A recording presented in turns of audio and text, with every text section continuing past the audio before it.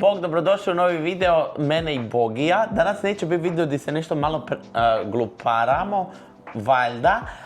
Odlučili smo snimiti jedan video koji će možda više Bogi pričat. Mislim da će pomoći puno ljudi i puno ljudi bi možda moglo ovaj video pogledati i shvatiti ok, ne vridi taj strah imati u sebi. Ja bih pustila da vam Bogi priča. Ovo je ujedno i epizoda podcasta, pa za sve ove koji slušaju imate video verziju mene i njega na YouTube-u. Pa evo, ja ću pustiti Bogija da krene. Već ste ga upoznali, sad ćete ga upoznati još s jedne druge strane, a ja ću služiti kao osoba koja bi mogla postaviti dodatno pitanje. Hvala na ovom uvodu, toliko formalno. Ništa, nema problema. Krećemo s ovog mjesta, dakle zapravo sve je krenulo s ovog kauča i evo, ta neka cijela tematika ovog podcasta jeste strah i generalno ja kad vidim ovaj kauč toliko nosi nekih teških životnih tema, od tog oslobađanja do moje operacije, rada na sebi, prihvatanju sebe, rad na komunikaciji u odnosu, u partnerstvu, pa evo, dosta pitanja je stiglo i sa moje i sa njegove strane da malo više pričamo o tome i ja sam itekako voljen da podelim sa vama neka moja onako najosjetljiviji deo sebe i da vas samo ohrabrim da ništa nije strašno kako izgleda i da zapravo taj strah je toliko jedna pizdarija i glupost koju ljude ograničava i plaši da rade na sebi ili da probaju nešto novo, tako da evo ja sam vam čist primjer kako treba živjeti svoj život sa nekim ko te apsolutno podržava i koji ti otvara oči malo izrano da me sve zasuzile oči. Pokušat ću budem pribran. Mali backstory, on i ja smo dosta radili na ovom odnosu samo i kroz razgovore i kroz priče i spomenuti kauč je stvarno bilo mjesto gdje smo on i ja razvijali jedno drugo. Ja moram priznat, valjda mi je tako prirodno i možda s tom operacijom srca sam ja totalno izbacio iz sebe bilo kakvu vrstu straha i prva problematika koju smo on i ja imali je kako taj strah kojeg on ima, ja moram moći nekako razumjeti, a opet da ne stavljam preveliki pritisak na njega da on mora odjednom ukinuti taj strah i puno vremena je provedeno baš ovdje razgovarajući kontinuirano o stvarima koje nas muče i koje su možda njega mučili, paralizirale, a meni su bile pizdarija. Da. Dobar si uvod dao, zapravo mislim možemo da krenemo baš oko te tematike zdravlja i koliko je meni odnos, odnosno pogled na celokupni svet zdravlja i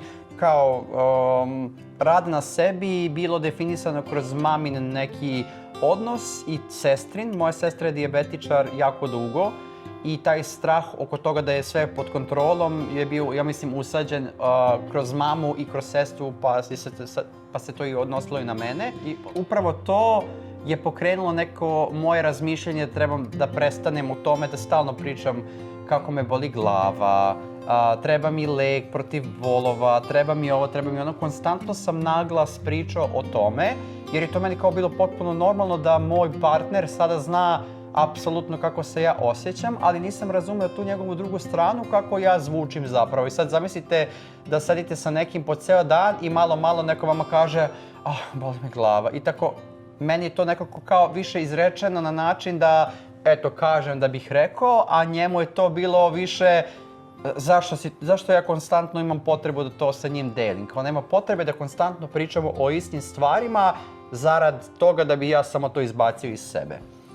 Moja velika problematika s tim je bila da je on uvijek dolazija, odnosno odrastaje malo u okruženju di se uvijek priča o bolestima, dok sam ja bio totalno na drugi način odgojen. Mi sa mojom operacijom srca koju smo prošli nisam dozvoljava da ta operacija srca zvuči ozbiljno, katastrofalno i da otežava moj život, dok možda s neke strane je i opasna i strašna i sve, ali nekako sam naučen da kroz sve šta god te muči, sve će proći. Dok je on bio taj koji je jednostavno uvijek kočija mene i frustrirala me činjenica da kroz sve mora, što je povezano za zdravlje, još mislim da je malo bio hipohondar prije nego što smo se smistili do razine gdje on mora ići na bilo koje putovanje sa 25 kila lijekova.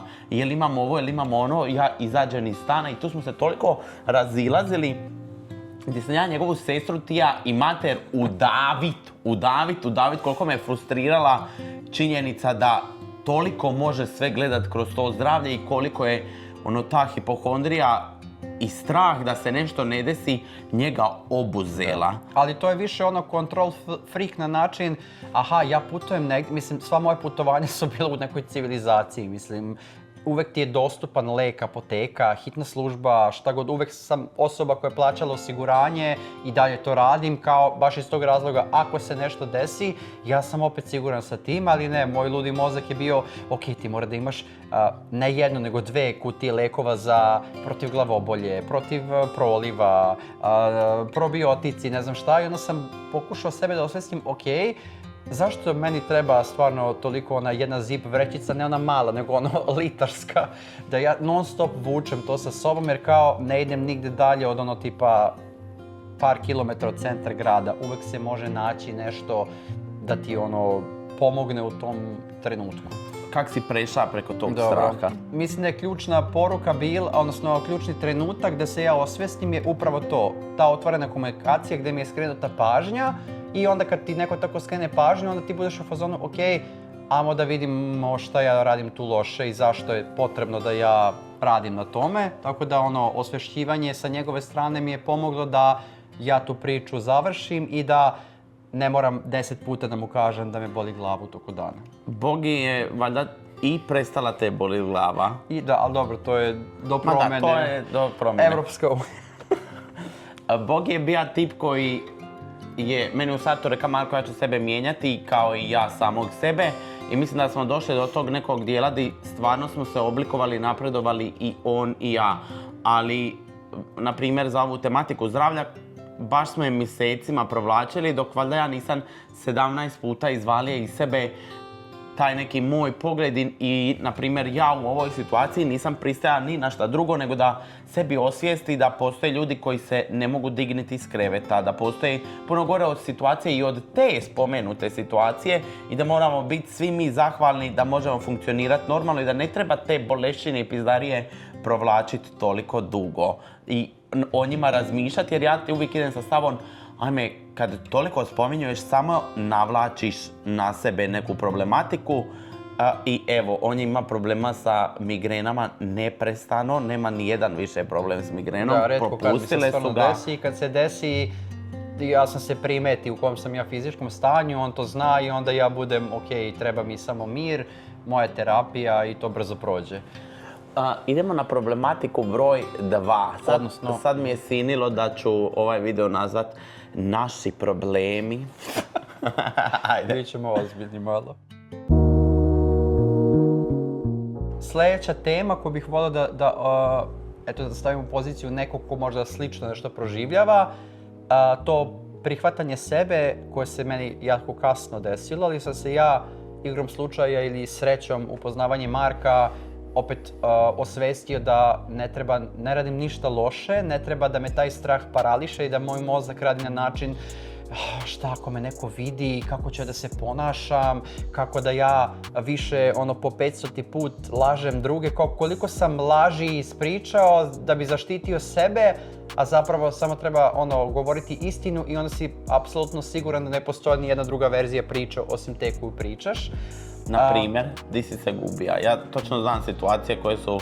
Gubio sam se na početak, znači kad smo se ja i Marko... Pričamo o mom i tvom odnosu i seksualnosti. Da, ja i Marko, uzet ću naš primjer kao to gubljenje.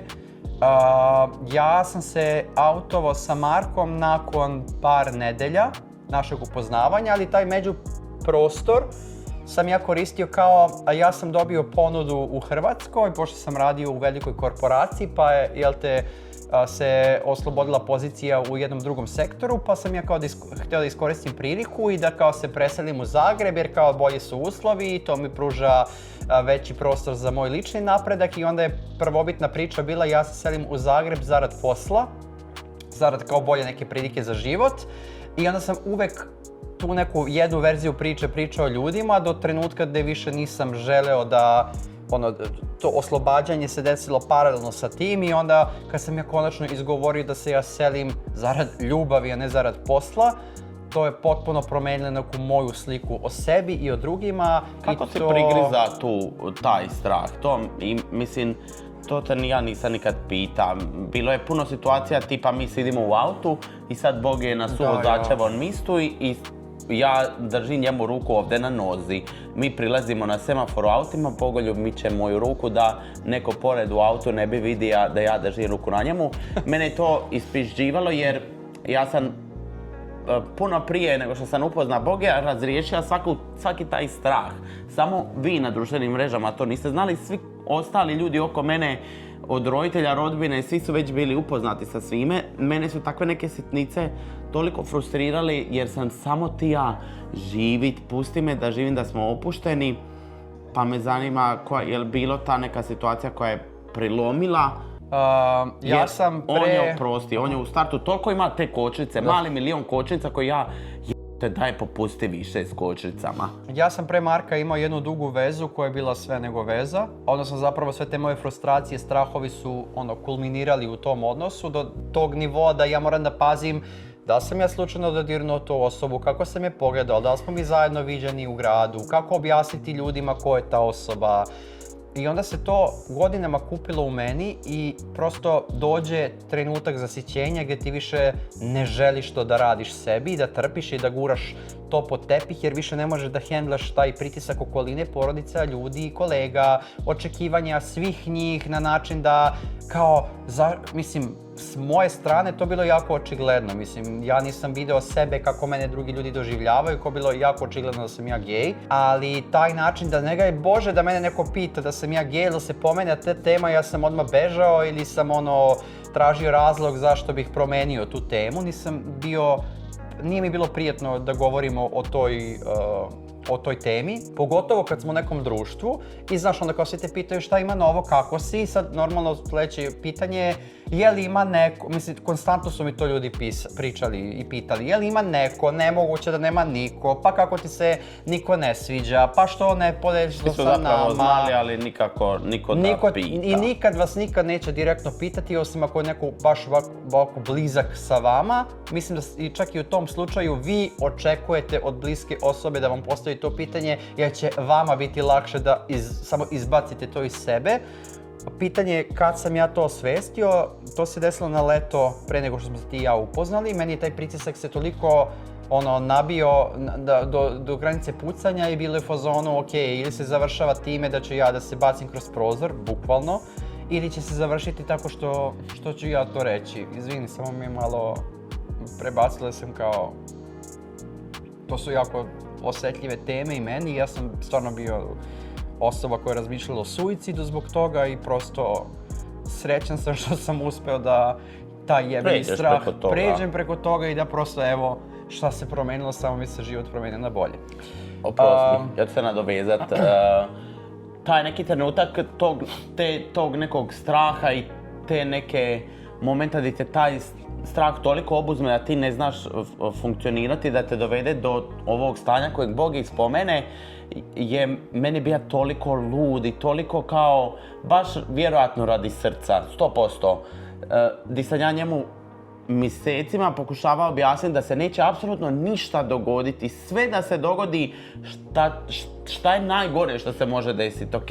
Naprimjer, njega je užasno ga je bilo strah, hoćete li vi mene svi otpratiti, hoće li moj posao stati, hoće li moji roditelji reagirati drugačije, makar su znali, njegovi prijatelji. Ja sam na svaki put tu došla i rekao, koga boli šta će se dogoditi. Šta može se loše desiti? Može nestati posao, ok, uzgajat ćemo tratinčice negdje u materinoj u Istri i neće se ništa dogoditi.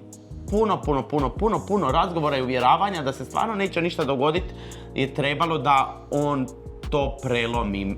Moram priznat, obično to zbog tako funkcionira, da kad imamo razgovore treba ih ponoviti 75 puta jedno te isti da bi došli do nekog zaključka da ga omekša ili da taj strah prestane biti toliko velik. Da. To leto pre nego što smo se mi upoznali, ja doživljavam taj moj vrhunac da moram da se oslobodim pritiska i ja sam već krenuo da sebi slažem u glavi kako to rešiti, na koji način i kada, nikada ne postoji idealni trenutak, ali upoznavanje Marka, znak univerzuma je bio ovo je prava osoba sa kim ćeš ti to rešiti. Meni je toliko drago da je to Marko, sa kim sam ja javno, sa kim sam se ja autovao pre svega, onda još i javno. Ali njemu je to toliko brzo došlo.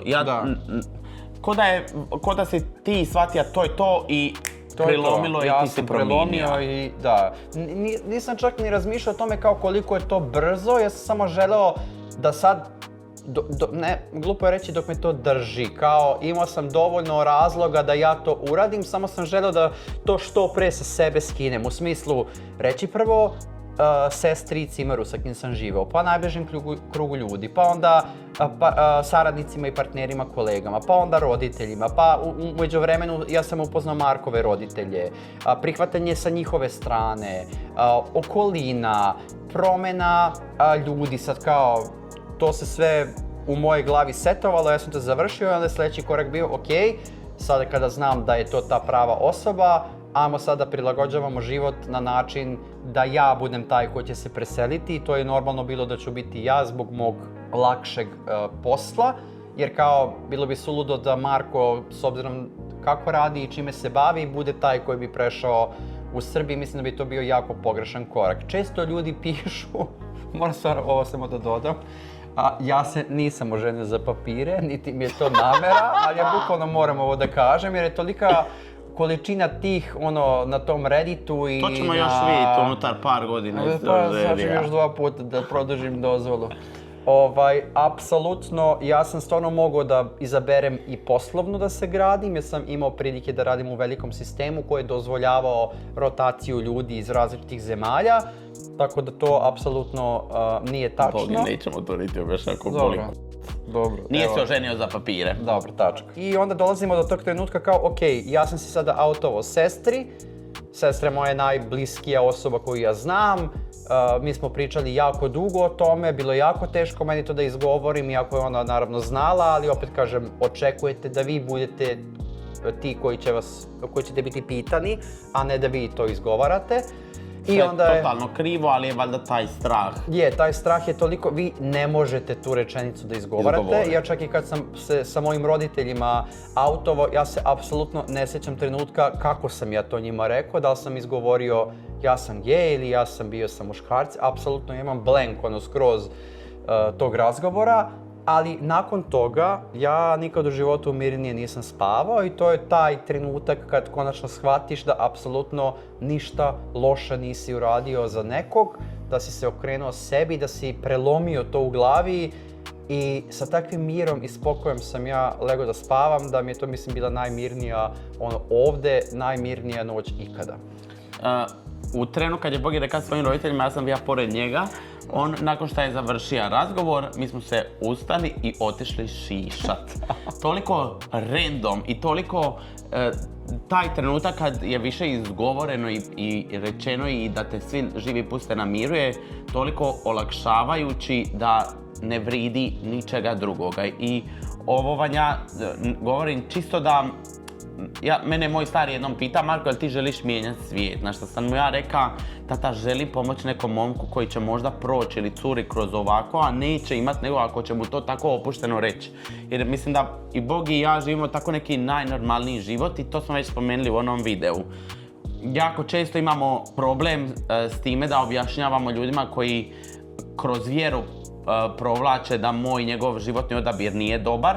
Ja imam jako tanke živce s tim i skočija bi u oči apsolutno svima i mislim da je to toliko sebično od njih tražiti i zahtijevati kako bi svi mi drugi trebali živjeti, nahoditi se, tako da ja imam trenutno borbu s time jer sad pogotovo od kad je izašlo u javnosti, kad su svi mediji pokupili, imam problematiku sa tim komentarima nije po vjeri, nije po Isusu jer uz dužno poštovanje svih tih vjera, mene zaboli je li po vjeri ili nije i moj život se ne kreće po tome, ja ga ne ravnam po tome i kao sam bi volio taj mir kojeg toliko dugo želim sebi, a usporedo kad ima njega koji je prolazio kroz tako neke borbe u glavi koje sam ja riješio puno ranije, ne da mi se još trpiti takve neke komentare. Da, ali ja bih samo da dodam to upravo, zar nije poenta mislim nisam ni ja neka religija za toliko osoba, ali kao zar nije poenta bivanja na ovoj planeti upravo to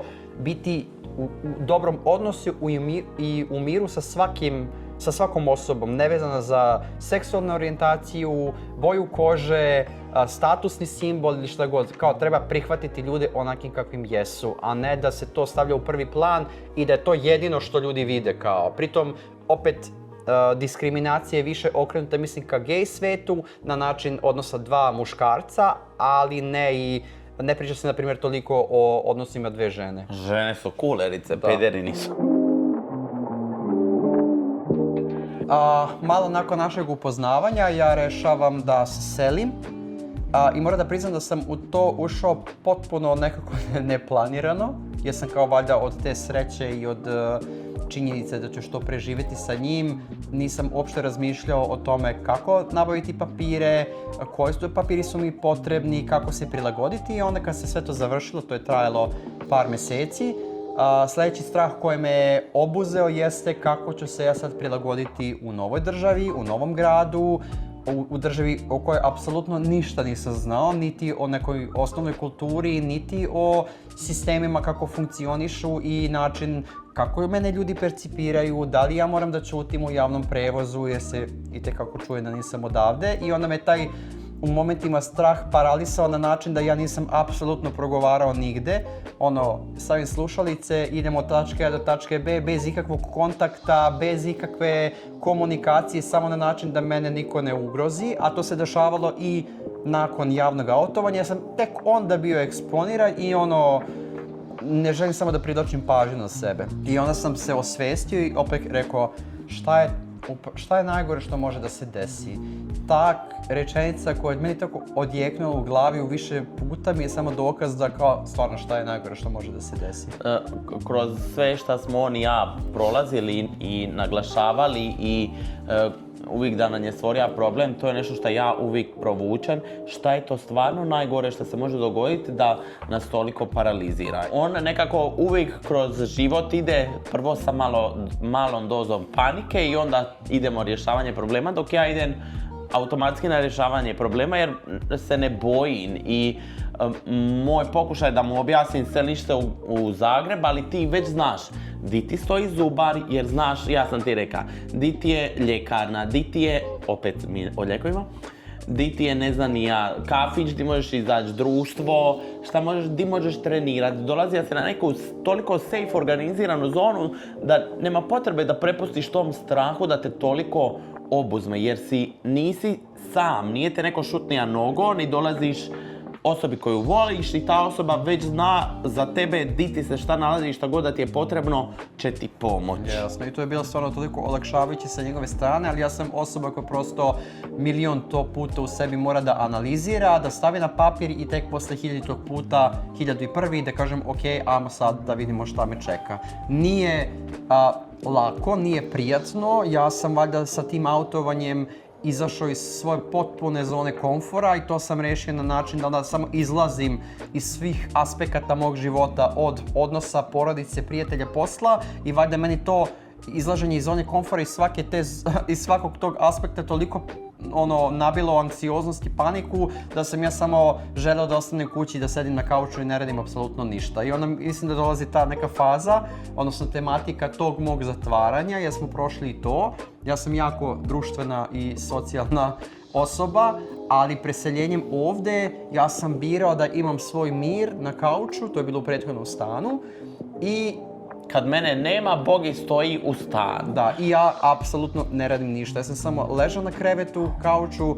gledao TV. Čak sam prestao da radim i stvari koje su mene veselile. Nisam slušao muziku, nisam gledao ništa, nikakvu seriju. Samo sam doom scrolling preko telefona i apsolutno kao samo da me niko ništa ne pita, samo to. Trebamo je mir. Da. Ali to stvarno Bogi nije. I onda je sad kad se malo popustija, ti njega da staviš sa 30 nepoznatih ljudi.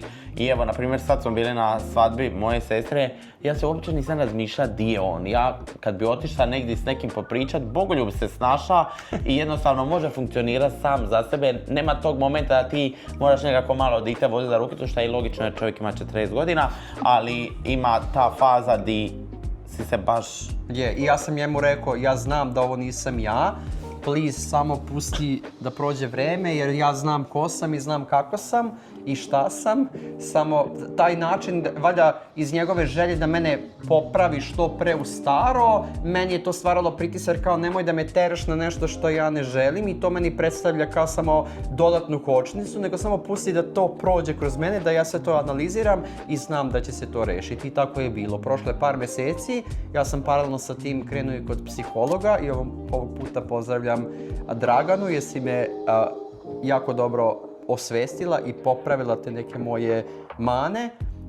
Ona je samo jednu rečenicu koju je meni ona prvi put rekla kad sam ja sve ispričao. To je zapravo i moj prvi susret sa psihologom jer nisam nikad radio na sebi na taj način. Ona je meni rekla, Bobo moj, on je iz Novog Sada, kao Bobo moj, ti si meni došao sa 4 slomljena uda, imaš obe polomljene ruke i obe polomljene noge, a ti ovako sebi lepiš flastere u nadi da ćeš ti kao da popraviš nešto. I onda je rekla, ok, ajmo da izaberemo jednu ruku ili jednu nogu, odnosno jednu temu i da onda krenemo da radimo sa tim. Ja sam se paralelno borio sa 4 teme, to je bilo baš upravo to preseljenje, promjena posla, odnos mene i Marka i odnos mene, roditelja, okoline i svega ostalog. I sve to, tu poveznicu svih tih tema držao je taj strah. I onda u momentu kad smo se riješili svih tih nekih početnih strahova, mi se odlučimo oženiti. I evo set novih pitanja i pitalica i tema za razgovor. Da. Moram da priznam da ja nikad nisam živeo u partnerstvu na ovaj način, iako sam imao te neke veze koje su bile na nivou malo tamo, malo ovamo, ali nikad nisam 24 sata provodio sa osobom i to je zapravo u tom odnosu ti razumeš kako odnos treba zapravo da funkcioniše. Prva stvar koju smo Marko i ja onako otvoreno pričali o tome jesu 2 stvari.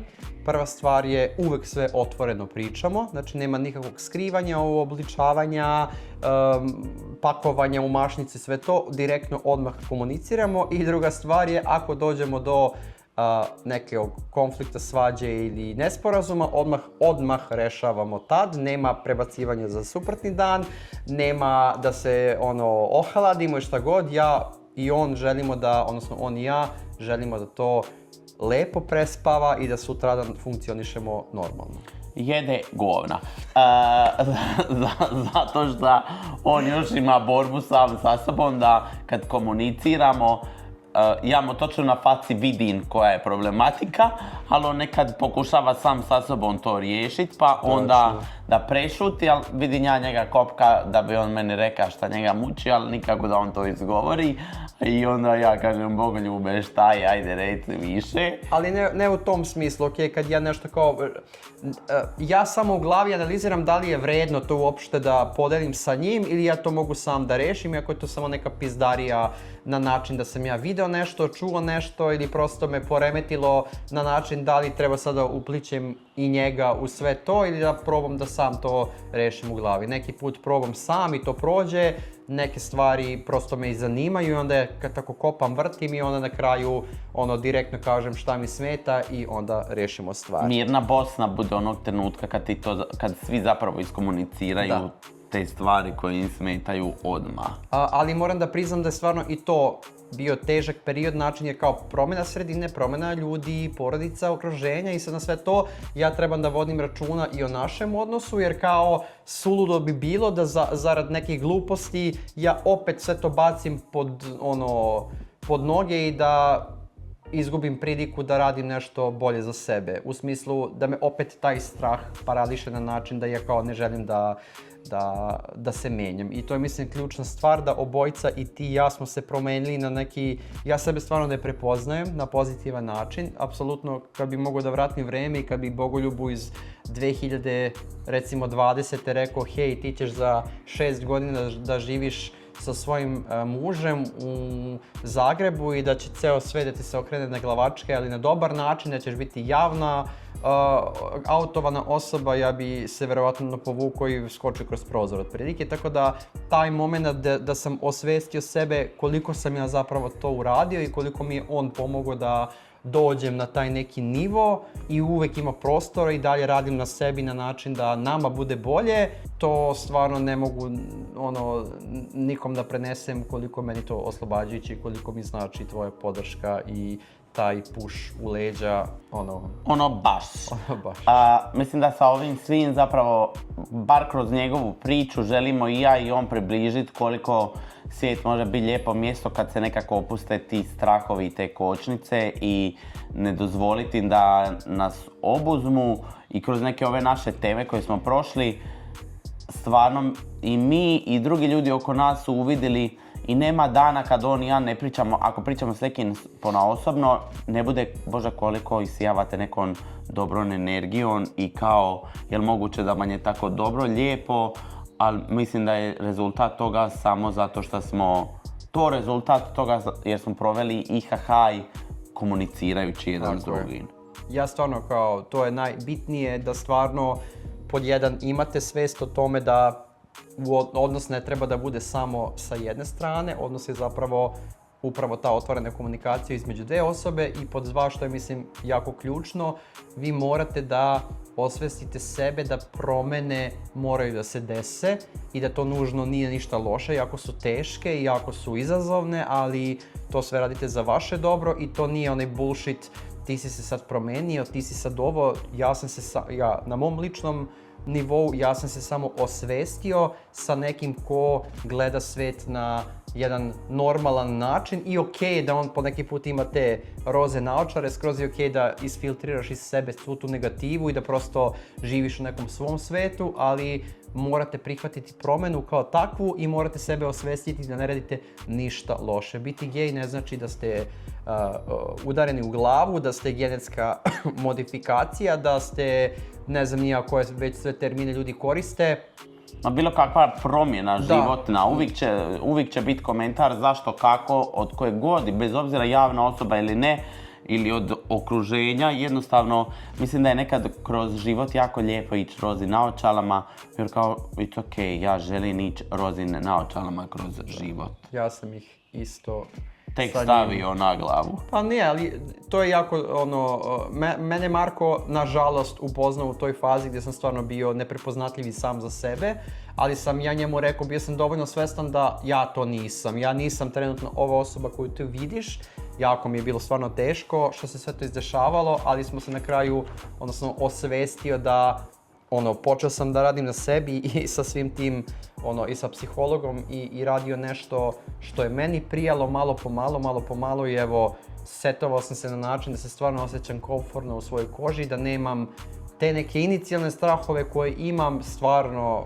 apsolutno treba raditi na sebi da biste napredovali u životu i u bilo čemu drugome.